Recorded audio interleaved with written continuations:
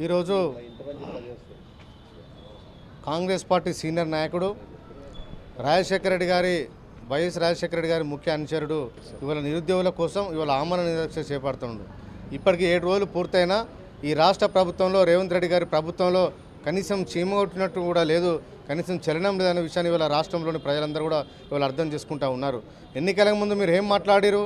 ఇదే బక్క జర్సన్ గారితో అనేకమైన మీటింగ్లలో మాట్లాడి నిరుద్యోగ సెంటర్లో పడ లైబ్రరీల కాడ అందరికీ బక్క జర్సన్ గారిని రేవంత్ రెడ్డి గారు పంపించి కేసీఆర్ గారి ప్రభుత్వానికి వ్యతిరేకంగా అనేకమైన పోరాటాలు చేసిన రేవంత్ రెడ్డి గారు ఇవాళ అధికారంలోకి వచ్చిన తర్వాత ఆ నిరుద్యోగుల మాట తప్పినందుకే నిరుద్యోగులకు మాట ఇచ్చిన నేను కాంగ్రెస్ ప్రభుత్వం అధికారంలోకి వస్తే మీకు అన్ని రకాల ఉద్యోగాలు నోటిఫికేషన్ ఇప్పిస్తానని చెప్పి ఇదే బక్క జర్సన్ గారు మాట ఇచ్చారు. కాబట్టి ఆ మాటను తుంగలు దొక్కిన ఇవాళ రేవంత్ రెడ్డి ప్రభుత్వానికి వ్యతిరేకంగా ఇవాళ ఈ కంచర్ల టవర్ల అపార్ట్మెంట్లో ఒక ప్రైవేటు గృహంలో తన సొంత ఇంట్లో ఆయన ఇవాళ ఆమరణ దీక్ష చేపడతా ఉంటే ఇవాళ పోలీసులు నిర్బంధంగా ఇవాళ అడ్డుకుంటా ఉన్నారు.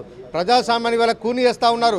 ప్రైవేటు ప్రాపర్టీలో ఈ రకంగా పోలీసులను పెట్టి ఇవాళ బలవంతంగా వచ్చే వాళ్ళందరినీ అతిథులను కానీ మద్దతుదారులను కానీ వివిధ సంఘాలను అందరినీ బలవంతంగా బయటికి నెట్టే కార్యక్రమాన్ని చేయడం తగదని చెప్పి ఇలా రేవంత్ రెడ్డి ప్రభుత్వం ఇలా మేము హెచ్చరిస్తూ ఉన్నాం.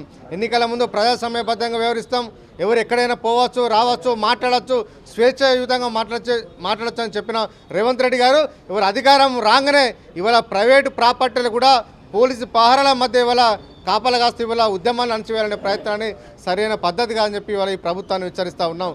ఈ ప్రభుత్వం దిగివచ్చి మెగా డిఎస్సి 25,000 పోస్టులు ఇచ్చే వరకు కూడా వదిలే ప్రసక్తి లేదు.